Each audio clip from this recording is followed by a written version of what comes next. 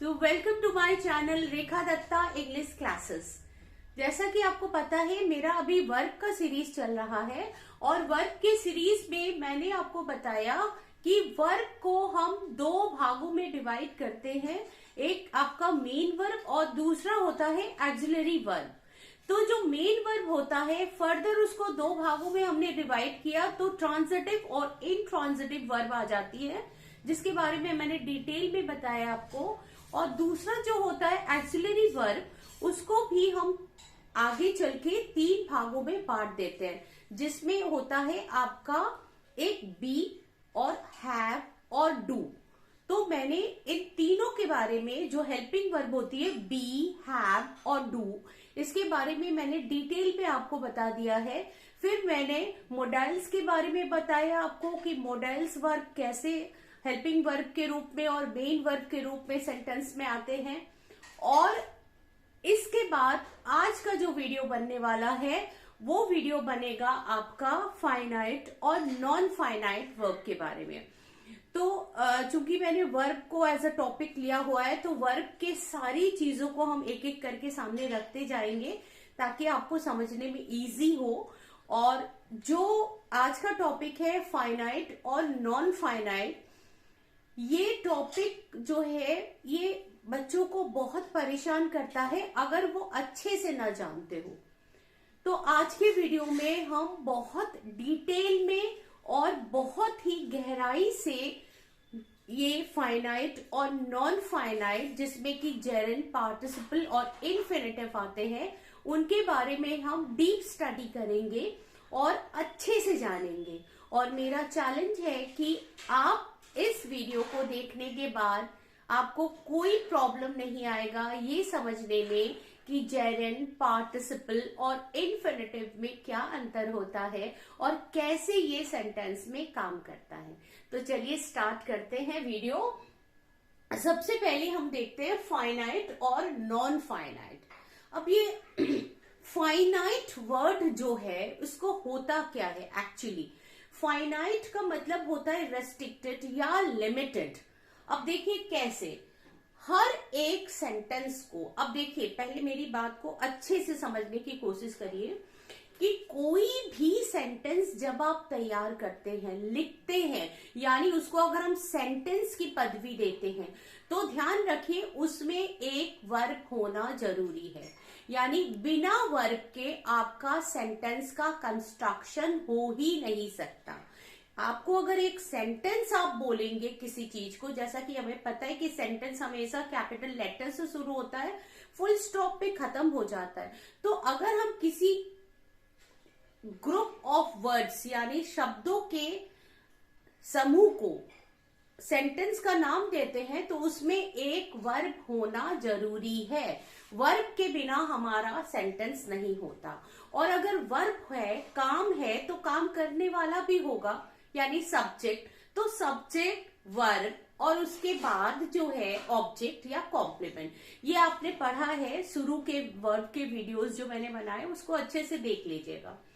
अब बात करते हैं फाइनाइट वर्ब किसे कहते हैं। फाइनाइट वर्ब वो वर्ब होती है जो अपने सब्जेक्ट के पर्सन, नंबर, टेंस से अग्री करता हो। नहीं समझ में आया? अब देखिए पर्सन के सब्जेक्ट, नंबर और टेंस से अग्री करने का मतलब ये होता है कि अगर आपका पर्सन जो है वो फर्स्ट पर्सन है तो उसके साथ क्या वर्ब आएगा, अगर सेकंड पर्सन है तो कौन सा वर्ब आएगा, या थर्ड पर्सन है तो कौन सा वर्ब आएगा। आपको अच्छे से मालूम है। चलिए देखते हैं कि पहले पर्सन के साथ हम कैसे वर्ब जो है वो अग्री करता है या चेंज होता है। तो जो वर्ब चेंज होगा उसी को हम फाइनाइट वर्ब बोल देंगे। ठीक है, अब देखिए यहां पे मैं लिख रही हूं आई एम अ बॉय। एक सिंपल सा मैंने सेंटेंस लिया है, आई एम अ बॉय। अब इसमें देखिए आई है तो एम लगा। ठीक है, तो ये पर्सन के साथ अग्री किया यहां पे। इसी तरह मैंने लिखा अगर यू आर अ गर्ल।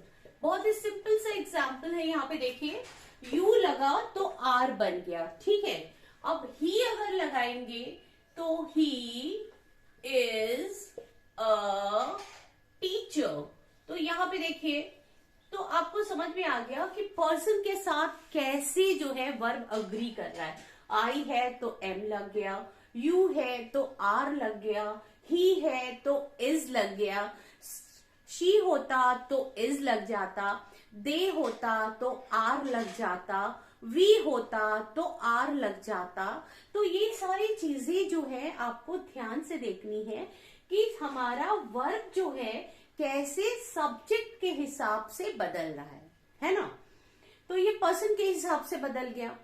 अब देखिए दूसरा, अगर मैं कहती हूं नंबर के हिसाब से, नंबर का मतलब क्या होता है, बचपन से आपने सिंगुलर प्लूरल पढ़ा होगा।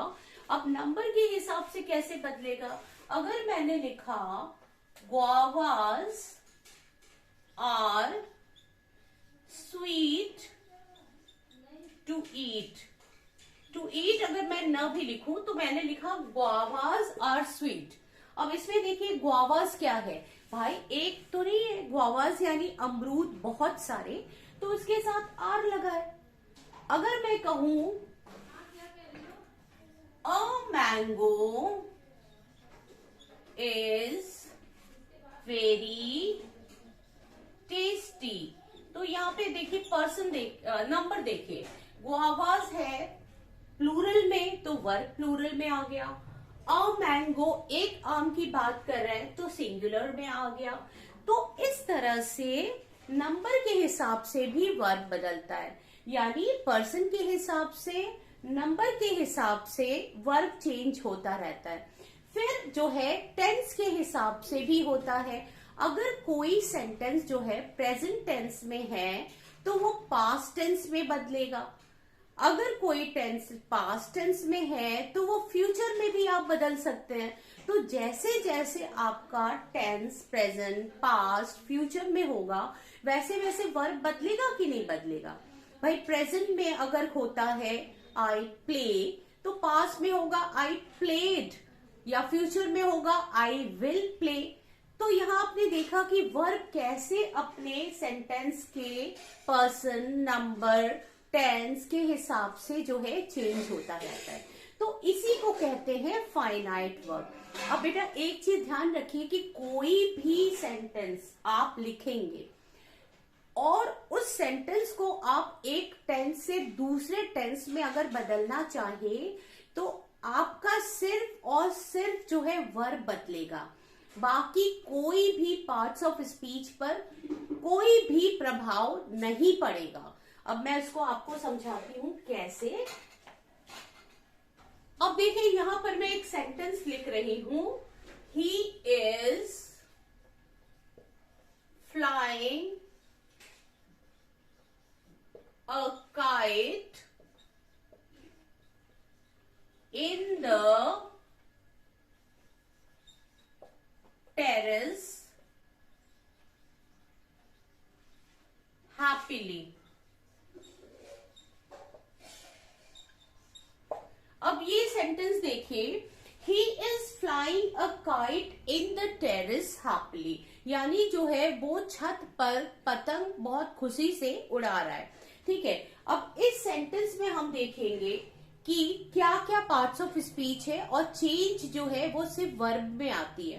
तो यहाँ पे ही प्रोनाउन हो गया, इज फ्लाइंग दोनों वर्ब हो गया, ठीक है, इज हेल्पिंग वर्ब हो गया, फ्लाइंग मेन वर्ब हो गया। ओके, अब आइए आर्टिकल अ हो गया, काइट नाउन हो गया, इन प्रेपोजिशन हो गया, द आर्टिकल हो गया, टेरेस जो है वो छत हो गया, ठीक है, हैप्पीली हो गया, सॉरी टेरेस छत मतलब नाउन हो गया, और हैप्पीली एडवर्ब हो गया, यानी pronoun, verb, article, noun, preposition, article, noun, adverb, इतने सारे पार्ट्स ऑफ स्पीच एक सेंटेंस में है। अच्छा, इसी सेंटेंस को अगर मैं पास्ट टेंस में लिखूंगी तो he is flying a kite in the terrace happily, अगर मैं इसको पास्ट कंटिन्यूअस में लिखूंगी तो हो जाएगा ही वॉज, इज चेंज हो गया वॉज में, he was flying a kite in the terrace happily. अगर मैं इसको प्रेजेंट परफेक्ट में लिखूंगी तो हो जाएगा he has phloem a kite in the terrace happily. अगर मैं इसको प्रेजेंट परफेक्ट कॉन्टिन्यूअस में लिखूंगी तो हो जाएगा he has been flying a kite in the terrace happily. तो इसी तरह से यानी मैं टेंस में चेंजेस करती जाऊंगी और वर्ब बदलता जाएगा। बाकी आपका आर्टिकल, नाउन, उसके बाद प्रेपोजिशन, आर्टिकल, नाउन, एडवर्ब कुछ चेंज नहीं आएगी। तो चेंजेस किस में आती है? सिर्फ और सिर्फ वर्ब में आती है। इसी को कहते हैं फाइनाइट वर्ब। ओके, तो उम्मीद है आज के बाद आपको जानने की जरूरत नहीं पड़ेगी कि फाइनाइट वर्ब किसे कहते हैं। भाई फाइनाइट वर्ब वो वर्ब होता है जो अपने सब्जेक्ट के पर्सन नंबर टेंस से प्रभावित होकर बदलता रहे। ठीक है, तो ये हो गया फाइनाइट वर्ब। Okay, clear. अब आइए देखते हैं नॉन फाइनाइट किसे कहते हैं। भाई मुझे बार बार इसको मिटाना पड़ता है तो इसीलिए मैं वीडियो को पॉज कर देती हूँ, उसके बाद मैं लिख के फिर स्टार्ट करती हूँ। अब ये देखिए कि नॉन फाइनाइट वर्ब जो होता है, थोड़ा इसके बारे में हम आराम से जानेंगे। नॉन फाइनाइट वर्ब्स जो होते हैं वो 3 होते हैं, जेरेंड, पार्टिसिपल और इन्फिनेटिव। ओके, तो अब हमें देखना है कि जेरेंड एक्चुअली इसका फॉर्मेशन कैसे होता है। तो वर्ब के फर्स्ट फॉर्म में अगर हम ING लगा दे तो इसका फॉर्मेशन हो जाता है, यानी running, swimming, smoking, cooking, laughing, ये सारे हो गए आपके जेरेंड। ठीक है, ध्यान से देखिए, वर्ब के फर्स्ट फॉर्म में प्लस ING, ये हो गया आपका जेरेंड। ठीक है, पार्टिसिपल क्या होता है? इसका फॉर्मेशन भी वही है, वर्ब के फर्स्ट फॉर्म में ING। ठीक है, अब इसका भी हो गया V1 प्लस ING, यानी रनिंग, कुकिंग, प्लेइंग, डांसिंग, ये सारे के सारे दोनों का फॉर्मेशन वर्ब के फर्स्ट फॉर्म में ING, वर्ब के फर्स्ट फॉर्म में ING, और इसका फॉर्मेशन जो होता है, जो इन्फिनेटिव होता है, उसका फॉर्मेशन होता है 2 प्लस V1, यानी to go, to play, to run, to study, इस तरह। ठीक है, इतना क्लियर। अब आगे बढ़ते हैं। जेरेंड जो होता है वो नाउन का काम करता है। अब इसका काम देख लीजिए अच्छे से, फिर मैं बताऊंगी कि इसको नॉन फाइनाइट क्यों बोलते हैं और कैसे सब्जेक्ट, पर्सन और टेंस से अग्री नहीं करता।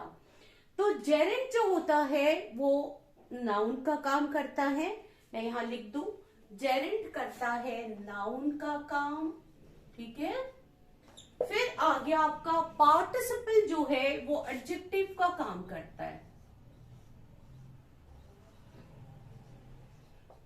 और आपका 2 प्लस V1 इन्फिनेटिव जो है वो भी नाउन का काम करता है। ठीक है, जेरेंड को हम वर्बल नाउन भी बोलते हैं। ठीक है, और इन सारी चीज को हम वर्बल्स भी बोलते हैं, नॉन फाइनाइट बोलते हैं और वर्बल्स भी बोलते हैं। ठीक है, अच्छा, अब ये 3 तो हो गए, लेकिन अब एक बहुत प्रॉब्लम जो आती है, स्टूडेंट्स नहीं समझ पाते कि इन्फिनेटिव तो पहचानना बहुत इजी होता है क्योंकि आपके 2 प्लस V1 होता है, to go, to play, to run, to eat, to drink. लेकिन जेरेंड और पार्टिसिपल में अंतर कहां से पहचाने? होता क्या है, एक नाउन का काम करता है, एक एडजेक्टिव का काम करता है, लेकिन हम कैसे पहचाने किसी सेंटेंस में कि ये कहां पर नाउन का काम कर रहा है और कहां पर ये एडजेक्टिव का काम कर रहा है, ये कैसे पहचाने? तो पहले तो मैं आपको बता दूं, चलिए हम जेरेंड के बारे में पहले बात कर लें।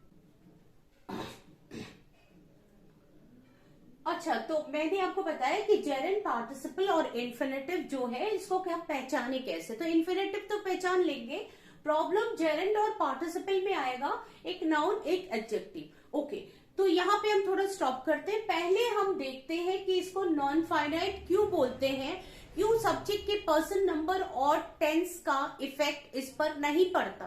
पहले हम ये देख लें। अब देखो, 2 सेंटेंस हम लिखते हैं, उसको अच्छे से आप जानिए। पहले सेंटेंस मैंने लिखा कि देखिए यहाँ पे मैंने एक सेंटेंस लिखा हुआ है, कई सेंटेंसेस मैंने लिखे, आराम से देखिए, समझने की कोशिश करिए इसको।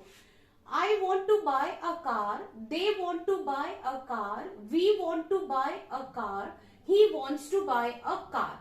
अब ये चारों जो सेंटेंस मैंने लिखा हुआ है, अब यहाँ पे देखिए to buy, to buy, to buy, to buy infinitive है, यानी वर्ब के फर्स्ट फॉर्म में आईएनजी, ठीक है। ये इन्फिनेटिव है और नाउन का काम कर रहा है, ठीक है। कैसे काम कर रहा है अभी मैं बता रही हूं आपको। तो ये इन्फिनेटिव है। बाकी देखिए सब्जेक्ट हो गया आपका, प्रोनाउन आई हो गया, वॉन्ट आपका वर्ब हो गया, आई वॉन्ट। तो इसमें आई वॉन्ट, पहले सब्जेक्ट की एनालिसिस कर ले थोड़ा। आई सब्जेक्ट, जो प्रोनाउन है, आपको पता है कि किसी भी सेंटेंस का सब्जेक्ट या तो नाउन होता है या प्रोनाउन होता है। तो आई सब्जेक्ट यहाँ पे प्रोनाउन है। फिर हो गया वॉन्ट, आई के साथ आपको पता है कि हमेशा जो है प्लूरल वर्ब आता है, आई गो, आई प्लान, वॉन्ट, आई ईट, इस तरह। तो आई वॉन्ट। अब यहाँ पे क्वेश्चन उठता है क्या, तो टू बाय जो है वो ऑब्जेक्ट की जगह पे आ रहा है, आई वॉन्ट टू बाय, ठीक है। अब यहां पे देखिए टू बाय एक ऑब्जेक्ट की जगह पे आ रहा है, और आपको पता है अच्छे से कि ऑब्जेक्ट हमेशा नाउन या प्रोनाउन होता है। तो यहाँ पे इन्फिनेटिव अगर नाउन का काम कर रहा है तो ये ऑब्जेक्ट है ना। तो चलिए, ये तो मैंने आपको ऐसे एनालिसिस करके बता दिया। आपको क्या समझना है, I want to buy a car, they want to buy a car, we want to buy a car, he wants to buy a car। इसमें चेंजेस किसमें आ रही है, I के साथ प्लूरल वर्ब, they के साथ प्लूरल वर्ब, we के साथ प्लूरल वर्ब, he के साथ सिंगुलर वर्ब। तो चेंजेस इस वाले में आ रही है, want, want, want, wants, क्योंकि ये फाइनाइट वर्ब है, वो अपने सब्जेक्ट के हिसाब से बदलती रहती है। समझ में आया। और दूसरा देखो to buy, to buy, to buy, to buy, जो इस सेंटेंस में ऑब्जेक्ट नाउन का काम कर रहा है, इसमें कोई बदलाव नहीं आ रहा है ना। ये तो वही है, ये तो नहीं बदल रहा है भाई।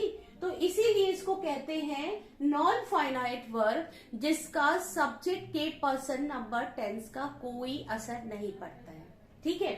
अब यहाँ पे देखो, इसको अगर मैं आई लिख के हटा दूं, ठीक है, आई लिखा हुआ है, तो आई की जगह अगर मैं यहाँ पे शी लिख दूं, ठीक है, तो शी वॉन्ट तो नहीं होगा, एस में एस बढ़ जाएगा, यानी singular. She wants to buy a car. अब they want to buy a car लिखा है, ठीक है। अब दे की जगह अगर मैं कोई एक नाउन बैठा दूं, ठीक है, प्लूरल हटा के मैंने लिखा टॉम, तो Tom singular, third person singular number है, तो इसमें आपका एस बढ़ जाएगा। Tom wants to buy a car. तो जितनी भी चेंजेस हो रही है वो सिर्फ फाइनाइट वर्ब में बदल रहा है, जबकि non finite to buy, to buy, to buy, इसमें कोई चेंजेस तो आ ही नहीं रही है, वो तो वही है ना।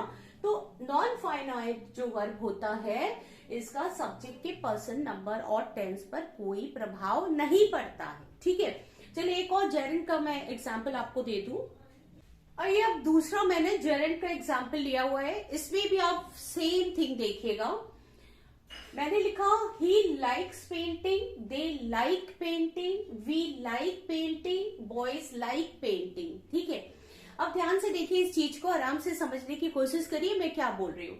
यहाँ पर तो ये जेरेंट है, पार्टिसिपल और जेरेंट में अंतर अभी आप समझ जाएंगे कैसे हम करते हैं। पहले हम बताते हैं ये जेरेंट है क्योंकि ये नाउन का काम कर रहा है, और नाउन का काम कैसे होता है, कोई भी सेंटेंस में सब्जेक्ट ऑब्जेक्ट हमेशा नाउन होते हैं कि नहीं। तो यहाँ पे देखो, ही अगर मेन वर्ब हो आपका, ही अगर आपका मेन सब्जेक्ट है यानी प्रोनाउन, तो लाइक वर्ब है, ही लाइक्स। अगर आपने जो है पूरे सेंटेंस का कंस्ट्रक्शन अच्छे से पढ़ा है तो आपको पता है कि सब्जेक्ट और उसके बाद वर्ब में अगर क्या किसे पूछे तो ऑब्जेक्ट आता है, तो यहाँ पे ये ऑब्जेक्ट का काम कर रहा है, पेंटिंग, यानी ऑब्जेक्ट हमेशा नाउन प्रोनाउन होता है, तो ये जेरेंट यहाँ पे नाउन का काम कर रहा है, ठीक है। तो इसीलिए यहाँ पे ऑब्जेक्ट की जगह पे रखा है, क्योंकि अगर आपने पूछा ही लाइक्स व्हाट, तो आंसर आएगा पेंटिंग। तो पेंटिंग यहाँ पे नाउन का काम कर रहा है, लेकिन मुझे आपको बताना है कि ये नॉन फाइनाइट बिहेव क्यों कर रहा है, सब्जेक्ट के नंबर पर्सन से इसका मतलब क्यों नहीं, इसको समझे आप। अब मैंने आपको बताया कि he likes painting, they like painting, we like painting, boys like painting. अब इसमें जो बदलाव आ रहा है आप देखेंगे, सब्जेक्ट के बाद ही, दे, वी और बॉयज, इस वाले वर्ब में जो है उसमें बदलाव आ रहा है, क्योंकि ये फाइनाइट वर्ब है, इसमें बदलाव आएगा ही सब्जेक्ट के हिसाब से। ही के साथ देखो सिंगुलर वर्ब लाइक्स लगाए, दे के साथ प्लूरल वर्ब लाइक लगाए, वी के साथ प्लूरल वर्ब लाइक लगा है, बॉयज आपका फिर आ गया प्लूरल सब्जेक्ट, इसके साथ भी प्लूरल वर्ब लाइक लगा है। लेकिन पेंटिंग पेंटिंग पेंटिंग पेंटिंग में कोई बदलाव नहीं आ रहा है, क्योंकि ये नॉन फाइनाइट जेरेंड है और यहाँ पे जो है एक नाउन का काम कर रहा है ऑब्जेक्ट के रूप में। समझ में आ गया? तो इतना समझ लीजिए कि नॉन फाइनाइट वर्ब के ऊपर सब सेंटेंस के सब्जेक्ट का कोई भी नंबर पर्सन टेंस का प्रभाव नहीं पड़ता है। तो ये जो है फ्री होता है, यानी इससे वर्ब से कोई मतलब नहीं होता। ठीक है, इतना तो आप समझ गए होंगे अच्छे से। अब हम देखते हैं कि जेरेंड और पार्टिसिपल में अंतर क्या होता है। एक चीज और जान लीजिए, अब आप जो है मेरी बात को खूब अच्छे से समझने की कोशिश करिए, मैं क्या बोलना चाहती हूं। आप कहेंगे मैम अगर मैंने बोला पेंटिंग, डांसिंग, तो ये तो वर्ब भी होता है ना? क्योंकि कंटिन्यूअस टेंस में हम क्या करते हैं भाई, हम इस तरह करते हैं, ही इज प्लेइंग, देखो प्लेइंग आ गया, दे आर रनिंग, रनिंग आ गया, आई एम पेंटिंग, पेंटिंग आ गया। तो कंटिन्यूअस टेंस में तो आता ही है ना। तो कौन से कंटिन्यूअस टेंस? प्रेजेंट कंटिन्यूअस में भी आता है आईएनजी, पास्ट कंटिन्यूअस अगर आप टेंस बनाए तो भी आईएनजी आता है, अगर आप प्रेजेंट परफेक्ट कॉन्टिन्यूअस टेंस बनाए उसमें भी तो आपका आईएनजी आता है। जैसे he has been playing cricket, या she has been cooking food since morning या फॉर 2 आवर्स, इस तरह। तो जितनी भी कंटिन्यूअस टेंस है सबके साथ तो आईएनजी आता ही है। तो कैसे हम मान ले कि कौन सा नॉन फाइनाइट है, कौन सा वर्ब है? भाई यहाँ पे तो प्रॉब्लम आ जाती है।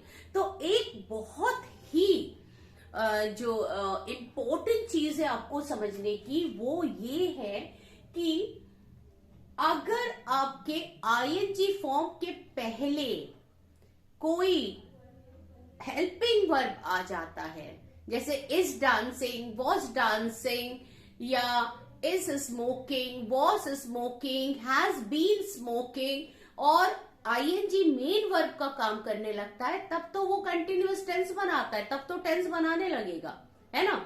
लेकिन अगर जेरेंड और पार्टिसिपल बिना हेल्पिंग के आए, यानी सेंटेंस में अकेला आए और उसके पहले कोई भी हेल्पिंग ना लगा हो, जैसे जेरेंड अकेला सेंटेंस में आए, सब्जेक्ट के रूप में आ सकता है, जेरेंड ऑब्जेक्ट के रूप में अकेला आ सकता है, इसी तरह पार्टिसिपल भी आ सकता है। पार्टिसिपल के बारे में अभी हम आपको डिटेल में बताते हैं, पहले हम जेरेंड पकड़ा है मैंने, तो मैं आपको जेरेंड बता रही हूं।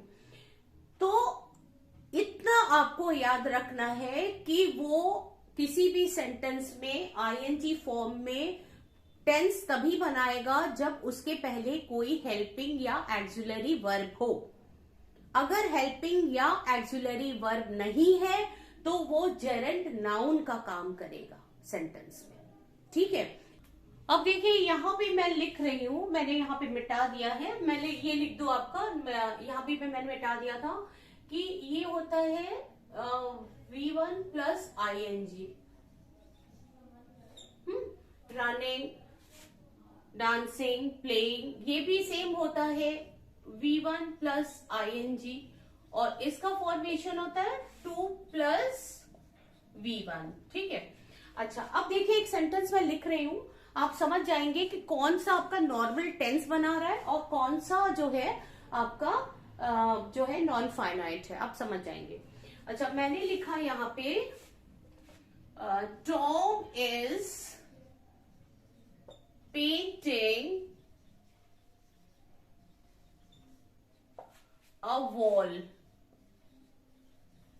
ठीक है, यहां मैंने एक सेंटेंस लिखा Tom is painting a wall, और दूसरा सेंटेंस मैं लिख रही हूं पेंटिंग इज माई हॉबी। ठीक है, अब ये दोनों सेंटेंस में देखिए पेंटिंग आईएनजी और आईएनजी दोनों है। ठीक है, एक में पेंटिंग जो है वो फाइनाइट वर्ब है और एक में नॉन फाइनाइट वर्ब है। अब कैसे पहचाने? अब देखिए यहां पे जो पेंटिंग है इसके पहले हेल्पिंग आ रहा है, Tom is painting a wall, तो इसका मतलब ये हो गया आपका हेल्पिंग वर्ब और ये हो गया आपका मेन वर्ब। समझ में आ रहा है आपका? और ये सेंटेंस है प्रेजेंट कॉन्टिन्यूअस टेंस की। Tom is painting a wall, इसका मतलब टॉम जो है अभी एक दीवार को पेंट कर रहा है, यानी ये एक टेंस दिखा रहा है, एक टाइम दिखा रहा है, और ये फाइनाइट वर्ब है। अब दूसरे वाले में देखो पेंटिंग इज माई हॉबी। अब इस पेंटिंग के पहले कोई एक्सिलरी या हेल्पिंग वर्ब नहीं है, पेंटिंग खुद ही जो है सब्जेक्ट के रूप में आया है ना, शुरू में।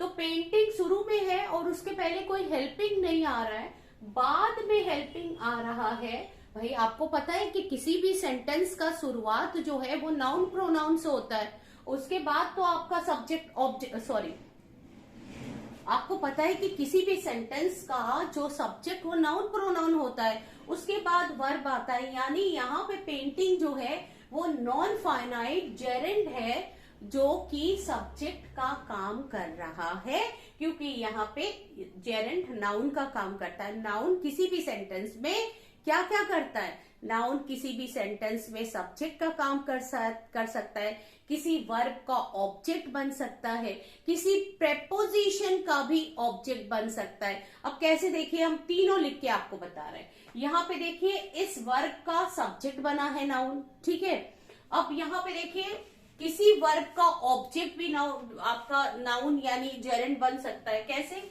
अगर मैंने लिखा आई लव पेंटिंग,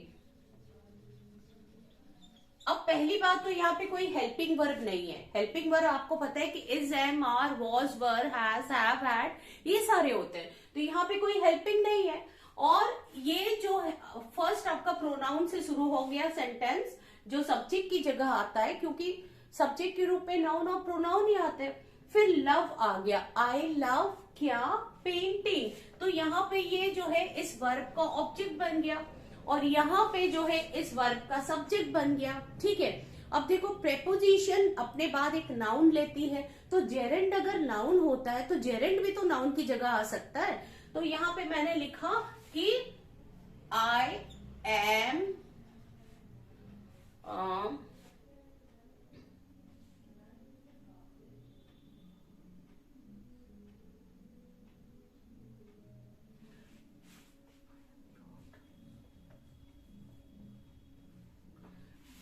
तो यहां मैंने लिखा I have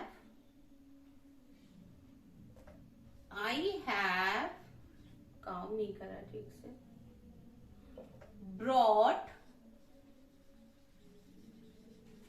brush for painting.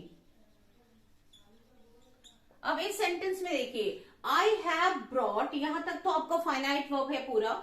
I have brought brush for preposition, for के बाद फिर पेंटिंग आ गया। यानी कोई भी प्रेपोजिशन का ऑब्जेक्ट जो है नाउन प्रोनाउन होता है, तो जेरेंड अगर नाउन प्रोनाउन है मतलब नाउन का काम कर रहा है, तो वो पेंटिंग यहाँ पे भी आ गया।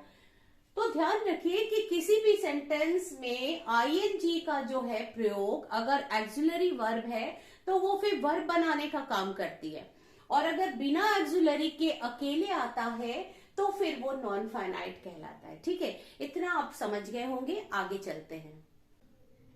तो आज सबसे पहले जो है हम जेरेंड के बारे में बात करते हैं, उसके बाद पार्टिसिपल, फिर इन्फिनेटिव की बात करेंगे। ठीक है, तो सबसे पहले हम देखते हैं यहाँ पे कि जेरेंड जो है वो नाउन का काम करता है, आपको पता है, और वर्ब V1 में आईएनजी लगा के ये पार्टिसिपल एडजेक्टिव का और ये फिर नाउन का काम करता है। तो ठीक है, तो अब देखिए, अगर मैं सेंटेंस में लिख के बता दूं आपको पता चलेगा। अब मेरी बात को ध्यान से सुनिए, मैं क्या बोल रही हूं। मैंने बोला जेरेंड नाउन है यहां पे, इससे कोई एक्टिविटी हो नहीं रही है। अगर मैं बोलूं टॉम खेल रहा है, टॉम खेल चुका है, टॉम खेलेगा, टॉम 4 बजे से खेल रहा है, तो ये सारे सेंटेंस जो है टेंस दिखा रही है। इसका मतलब फाइनाइट वर्ब है, ठीक है, क्योंकि इसके पहले हेल्पिंग लगेगा। तो अगर मैं बोलूं टॉम खेल रहा है, टॉम खेल चुका है, टॉम खेलेगा, टॉम सुबह से खेल रहा है, तो इसमें कोई एक्टिविटी हो रही है और ये टेंस दिखा रहा है, यानी फाइनाइट वर्ब है। लेकिन अगर मैं बोलूं खेलना मुझे पसंद है, यानी खेल रहा है, खेल चुका है, खेलेगा, खेलना मुझे पसंद है, यानी उसी एक्टिविटी का एक नाम मैंने दे दिया, तो वो तो नाउन हो गया, खेलना, है ना, ये कोई वर्ब नहीं है। तो इसी को जेरेंड कहते हैं। ध्यान से सुनिए, अगर मैंने बोला रवि पेंटिंग कर रहा है, रवि पेंटिंग कर चुका है, रवि पेंटिंग करेगा, पेंटिंग मेरी हॉबी है। मेरी बात समझ में आ रही है? यानी अब उसी एक्टिविटी का एक नाम उठा के मैंने दे दिया, तो वो जेरेंड हो गया, नाउन हो गया, ठीक है। तो अगर मैं इंग्लिश में ऐसे बोलूंगी कि देखिए स्विमिंग ले लेते हैं, ठीक है। अगर मैंने बोला कि रवि इज स्विमिंग, तो ये तो एक टेंस बना रही है क्योंकि एक्सिलरी वर्ब है। फिर मैंने बोला Ravi has been swimming since morning, Ravi सुबह से स्विमिंग कर रहा है, तो स्विमिंग के पहले हेल्पिंग हैज बीन लगा, तो ये भी टेंस बना रही है।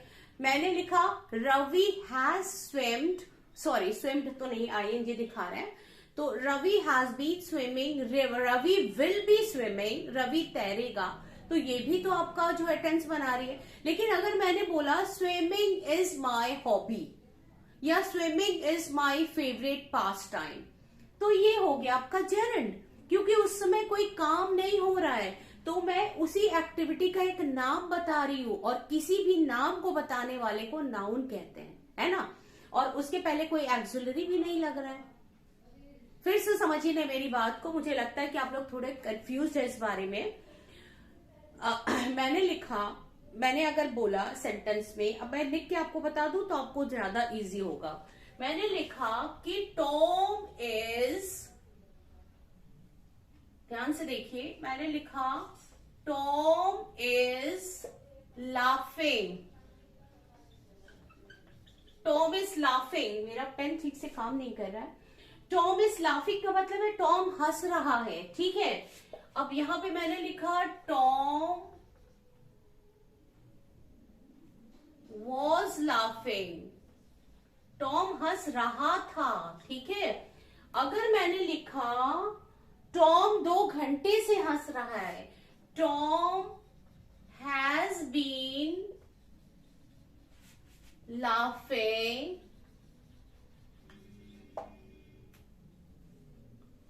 फॉर 2 hours, टॉम 2 घंटे से कुछ कर नहीं रहा है, हंसे जा रहा है, ठीक है। तो यहां पे हम देख रहे हैं कि ये सारे सेंटेंस में हेल्पिंग लगा है, ये हेल्पिंग वर्ब, ये मेन वर्ब, ये हेल्पिंग वर्ब, ये मेन वर्ब, ये हेल्पिंग वर्ब, ये मेन वर्ब, है ना। तो ये सारे तो टेंस बता रहे हैं, इसका मतलब ये नॉर्मल सेंटेंस है, इसमें जो है कोई जेरेंड वेरेंड नहीं आ रहा है और ना ही पार्टिसिपल आ रहा है, कुछ नहीं आ रहा है। लेकिन अगर मैं एक सेंटेंस यहां पे लिखूं कि laughing is a best medicine, यानी हंसना जो है सर्वोत्तम दवा है। अब यहाँ पे देखो ध्यान से, फिर लाफिंग जो आ गया ये सब्जेक्ट के रूप में आ गया और इसके पहले कोई हेल्पिंग नहीं है, तो ये सब्जेक्ट हो गया, और इज अ बेस्ट मेडिसिन ये प्रेडिकेट हो गया। तो सब्जेक्ट का काम कौन करता है? नाउन करता है ना, तो यहाँ पे ये जेरेंड नाउन हो गया, ठीक है। तो इतना आपको समझ में आ गया। अब देखते हैं कि नाउन बनने के लिए, भाई देखिए नाउन का एक काम होता है सेंटेंस में, किसी भी वर्ड को सेंटेंस में आप कहां पे रख रहे हैं ये उसके ऊपर डिपेंड करता है कि उसकी इंपॉर्टेंस कितनी होती है। आप नहीं कह सकते कि इस सेंटेंस में यहां ये नाउन है तो एक वर्ड जो है, एक शब्द वो कहीं पे नाउन काम कर सकता है, कहीं पे एडजेक्टिव काम कर सकता है, कहीं पे वर्ब काम कर सकता है। तो आप ये नहीं कह सकते कि यहाँ पे ये जो है ये पर्टिकुलर नाउन यहीं पे बैठेगा। अब देखिए वाटर शब्द हम अगर ले ले, ठीक है, मैंने कहा मैं जस्ट आपको एग्जांपल दे रही हूं कि अगर मैंने कहा वाटर, वाटर इज प्रेशियस, मैं सिंपल नाउन ले रही हूं, अभी जेरेंट की बात नहीं कर रही हूं, तो मैंने कहा वाटर इज प्रेशियस, ठीक है, तो वाटर इज प्रेशियस में वाटर आपका नाउन सब्जेक्ट की जगह पे आ रहा है, तो ये नाउन का काम कर रहा है, ठीक है। अभी मैंने दूसरा सेंटेंस बोला टॉम वाटर्ड द प्लांट। अब यहां वाले सेंटेंस में देखिए टॉम सब्जेक्ट आ गया, वर्ब की जगह पे वाटर्ड आ गया, यानी टॉम ने पौधे में पानी दे दिया, टॉम वाटर्ड द प्लांट, या Tom has watered the plant, यानी टॉम पौधे में पानी दे चुका है। पहले वाला पास्ट इंडेफिनिट था, Tom watered the plant verb, और दूसरे वाला जो है प्रेजेंट परफेक्ट है, Tom has watered the plant. तो यहाँ पे वाटर कहां पे आ गया, हैज वाटर करे तो हैज आपका जो है एक्सिलरी वर्ब है, वाटर मेन वर्ब है ना। और टॉम वाटर द प्लांट में टॉम सब्जेक्ट आ गया नाउन, और वाटर आपकी वर्ब की जगह पे आ गया। इसी तरह अगर हम बोले ये तो देखो नाउन और वर्ब और एडजेक्टिव का भी काम कर सकता है वाटर। अगर हमने कहा कि वाटर पोल्यूशन, या मैंने बोला वाटर बॉटल, ओके, या मैंने बोला वाटर एनिमल, या मैंने बोला वाटर बॉडीज, तो क्या है ये, मैं आपको ये नहीं बताने जा रही हूं, मैं सिर्फ ये बता रही हूं कि कोई भी शब्द किसी भी सेंटेंस में कहां पर बैठेगा ये डिपेंड करता है कि अगर उसकी जगह निश्चित नहीं है और जहां पर भी वो बैठेगा उसकी इंपॉर्टेंस वहीं से होती है। तो यहां पे मैंने देखा कि ये जो लाफिंग को मैंने क्या किया, सब्जेक्ट की जगह पे ला दिया, laughing is a best medicine, तो यहाँ पे ये सब्जेक्ट का काम कर रहा है, ठीक है, और इसके आगे कोई हेल्पिंग है भी नहीं, तो यहाँ पे ये नाउन का काम कर रहा है, ठीक है। अच्छा, अब देखिए कि मैं आपको क्या बताने वाली थी कि कैसे हम पहचाने कि नाउन ही है, एडजेक्टिव नहीं है। यहाँ पे दोनों आईएनजी से बनते हैं, वर्ब भी V1 में आईएनजी लगाओ और पार्टिसिपल में भी जो एडजेक्टिव का काम करता है उसमें भी V1 में एडजेक्टिव लगाओ। तो कैसे हम पहचाने, क्या तरीका क्या है पहचानने का, तो चलिए देखते हैं कि कैसे पहचाने। हमारे कुछ टेस्ट यानी कुछ एग्जाम हम लेते हैं, कुछ जो कहते हैं ना एक तरह का टेस्ट हम इस पर लेते हैं।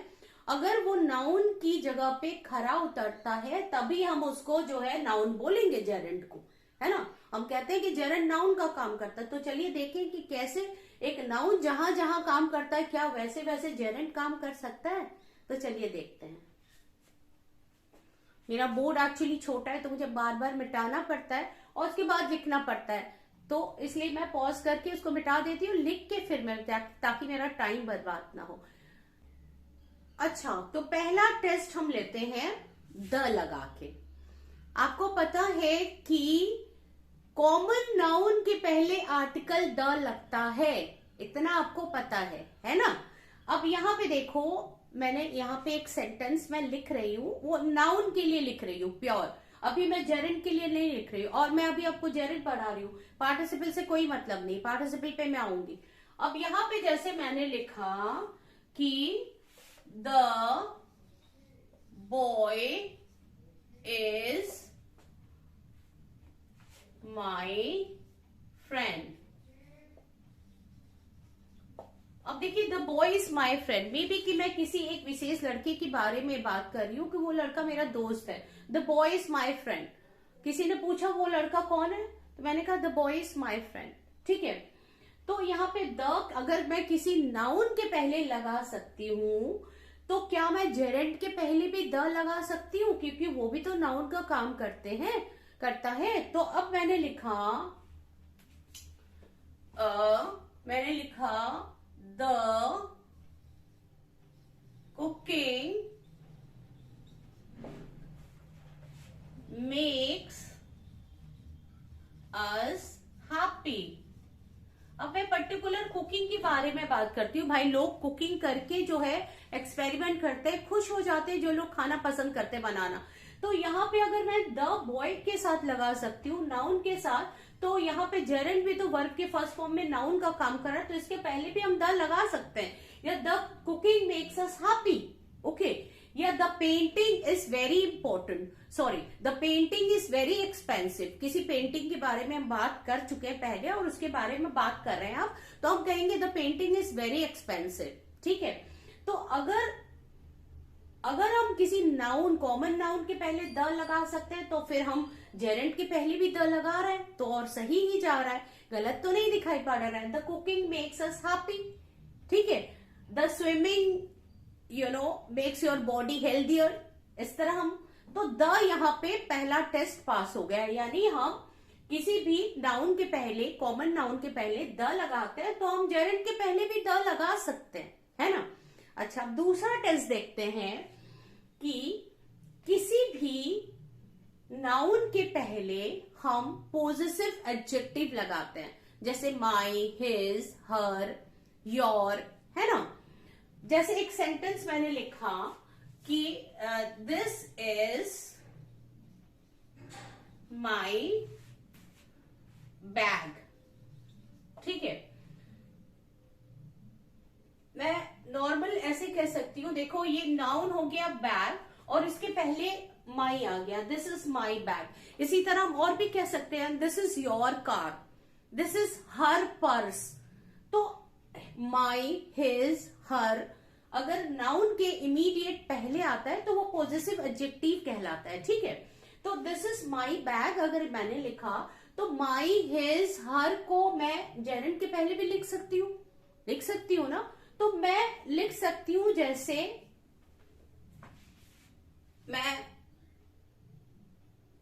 चलिए मैं सेंटेंस के शुरू में कर दूं तो आपको ज्यादा इजी होगा समझना, क्योंकि दिस इज से पहले मैंने माई बैग से अगर मैं सेंटेंस शुरू कर दूं तो ज्यादा आपको समझने में इजी होगा।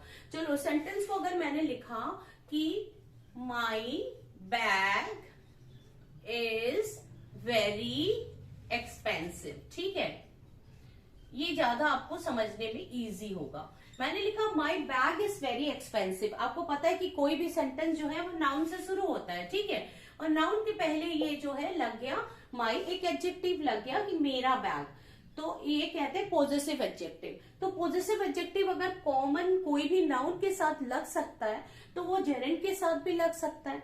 तो मैं यहाँ पे माई की जगह मैं लिख सकती हूँ your bag is very expensive, या हर बैग इज वेरी एक्सपेंसिव, या his bag is very expensive. इसी तरह हम जेरेंट में भी लगा सकते हैं। तो हम कह सकते हैं कि your painting is very beautiful. अब देखो यहाँ पे मैंने जेरेंट में लगा दिया, your painting is very beautiful, तो यहाँ पे योर पेंटिंग आपका सब्जेक्ट बन गया, इज वेरी ब्यूटिफुल आपका ऑब्जेक्ट, सॉरी वो प्रेडिकेट बन गया।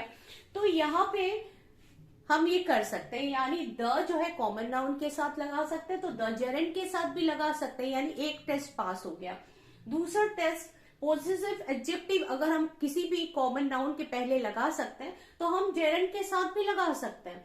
My bag is very expensive, your painting is very expensive हम लगा सकते हैं। मैंने लिखा your painting is very beautiful, ठीक है। इस तरह मैं लिख सकती हूँ कि माई कुकिंग इज इम्प्रूविंग, मेरा कुकिंग जो है इम्प्रूव हो रहा है। तो माई, योर, हिज, हर के साथ भी हम यहाँ पे पॉजिटिव एडजेक्टिव लगा सकते हैं, ठीक है।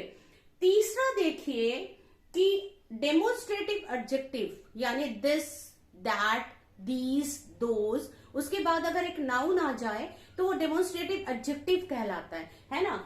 अगर मैं यहाँ पे लिखती हूं कि दिस बैग या this room is very Airy, मैं किसी कमरे के बारे में बात कर रही हूं कि this room is very Airy, यानी ये वाला कमरा जो है बहुत हवादार है। This room is very Airy, ठीक है। तो इसी को जो है मैं इस तरह लिख सकती हूं कि मैंने दिस, दैट, दीज, दोज को, यानी मैं फिर जेरेंट के पहले भी तो ला सकती हूं। तो मैंने लिखा दिस, चलो मैं कोई भी लिख देती हूँ, मैंने लिखा दिस कुकिंग, मतलब ये हो सकता है कि मैं कुकिंग में इंगेज्ड हूं और मैंने बोला कि this cooking is very boring.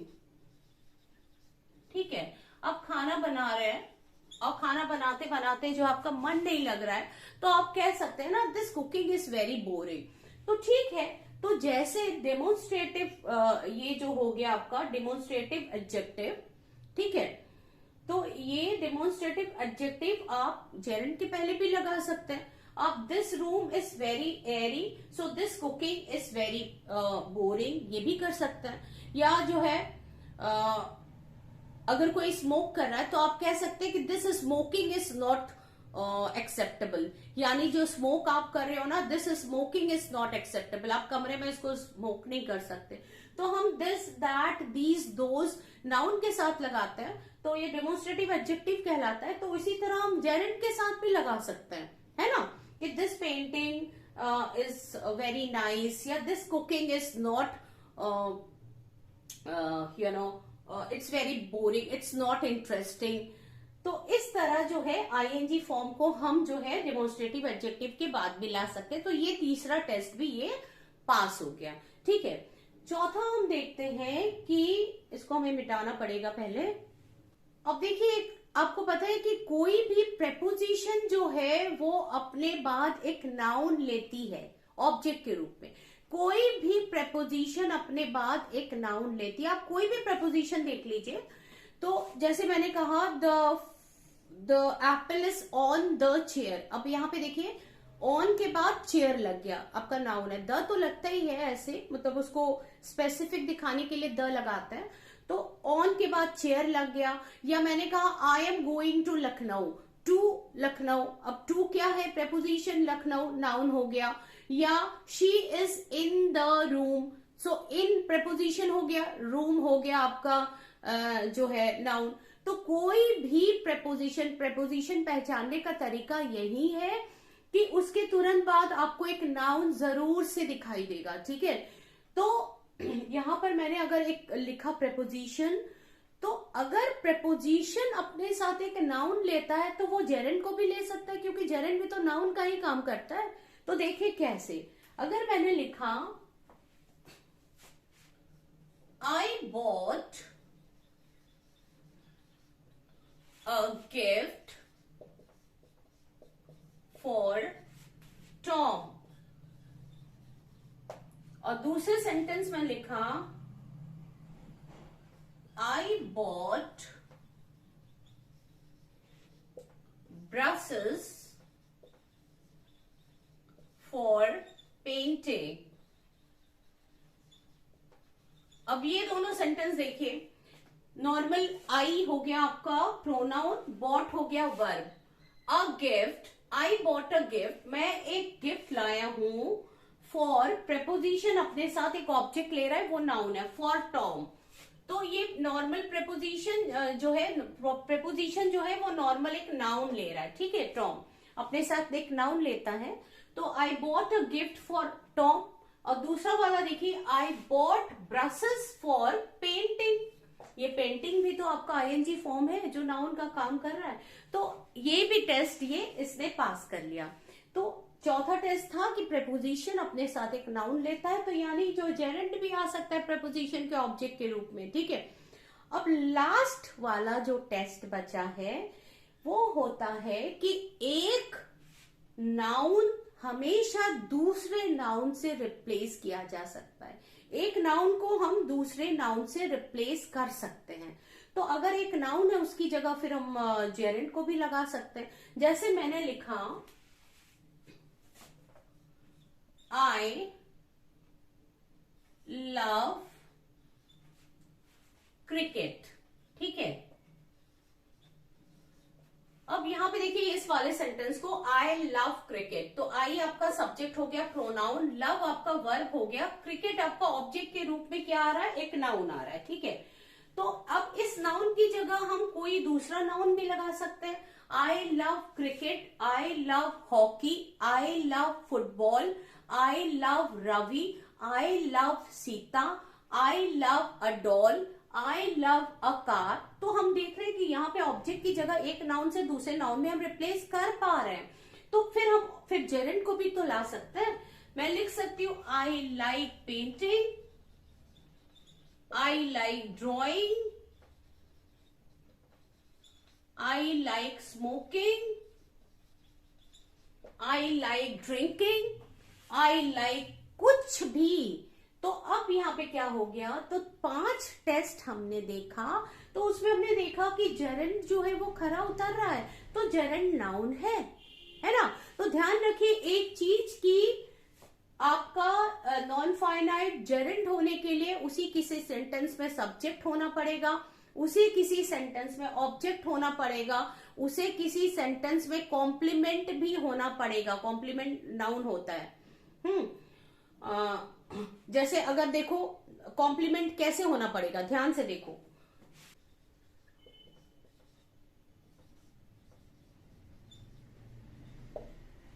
My favourite game is,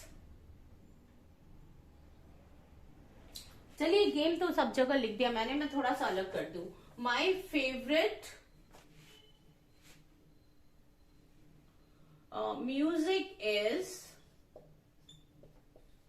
western music, ठीक है।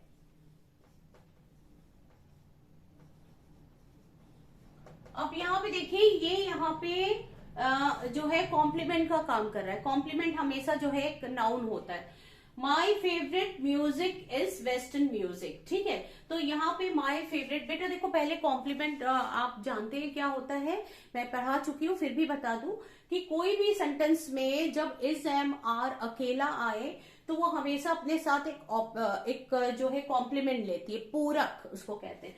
क्योंकि अगर मैं यहाँ पे माई फेवरेट म्यूजिक इज लिख के छोड़ दूं तो फिर हमारा सेंटेंस इनकम्प्लीट रहता है। तो यहाँ पे वेस्टर्न म्यूजिक मैंने लिखा, ठीक है। My favourite music is western music. तो यहाँ पे मैंने देखा कि ये जो नाउन है, चलो यहाँ पे मैं वेस्टर्न की जगह पॉप म्यूजिक भी लिख सकती हूँ, यहाँ पे मैं क्लासिकल म्यूजिक भी लिख सकती हूँ, कुछ भी लिख सकती हूँ। तो ये जो कॉम्प्लीमेंट है यानी इस जो है यहाँ लिंकिंग वर्ब का काम कर रहा है, ठीक है। और लिंकिंग वर्ब अपने साथ एक ऑब्जेक्ट लेती है जिसको सब्जेक्टिव कॉम्प्लीमेंट कहते हैं। सॉरी, ऑब्जेक्ट नहीं, सब्जेक्ट लेती है, कॉम्प्लीमेंट लेती है जिसको सब्जेक्टिव कॉम्प्लीमेंट कहते हैं। तो जब यहाँ पे, और वो हमेशा नाउन प्रोनाउन हो सकती है जो कॉम्प्लीमेंट है, कभी कभी एडजेक्टिव भी हो सकती है, ऐसी बात नहीं है कि सिर्फ नाउन प्रोनाउन कॉम्प्लीमेंट के रूप में आता है। तो अब यहाँ पे देखो, अगर ये नाउन आ सकता है तो फिर जेरेंड भी तो आ सकता है ना। तो मैं इस तरह इसको लिख सकती हूं कि मैंने अगर लिखा कि माई फेवरेट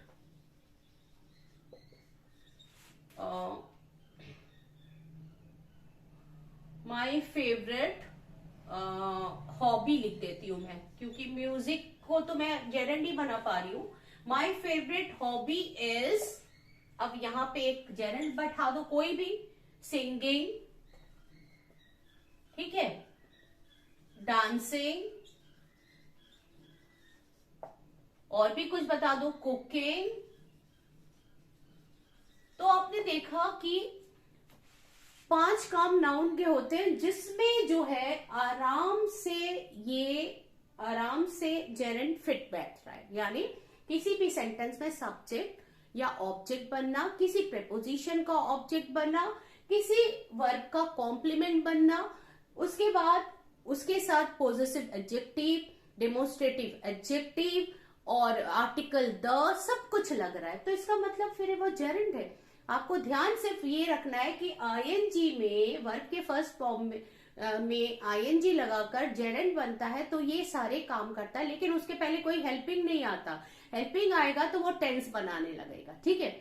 तो आज इतना ही यहाँ पर मैं खत्म करती हूँ क्योंकि वीडियो बहुत लंबा हो रहा है, और नेक्स्ट वीडियो में मैं आपको बताऊंगी कि पार्टिसिपल को कैसे हम जाने, क्या है पार्टिसिपल, कैसे सेंटेंस में काम करता है। तो अभी आज हमने, मुझे उम्मीद है कि मेरी इतनी मेहनत सफल होगी, आपको अच्छे से जेरेंड आ जाएगा, कोई प्रॉब्लम नहीं आएगी। अब आइए पार्टिसिपल और इन्फिनेटिव के बारे में और अच्छे से और डिटेल में पढ़ेंगे, क्योंकि जो यूपी बोर्ड की बुक्स होती है ना वो सही से नहीं पढ़ाती है आपको और डीप उसमें जो है जाना पड़ता है। अच्छा, अब आपके लिए एक काम है, अगर आपने मेरा वीडियो पूरा देखा है तो आप जो है मुझे 3 जेरेंड का जो है सेंटेंस लिख के कमेंट बॉक्स में दिखाएंगे, तभी मैं समझूंगी कि मेरा जो है मेहनत सफल हुआ है। ठीक है, आप जरूर से दिखाएंगे। और मेरे जो है अगर आपको वीडियो पसंद आया है तो लाइक करिए, सब्सक्राइब कर दीजिए और कमेंट भी कर दीजिएगा। ठीक है, और शेयर करें तो ज्यादा बेटर है। Thank you so much.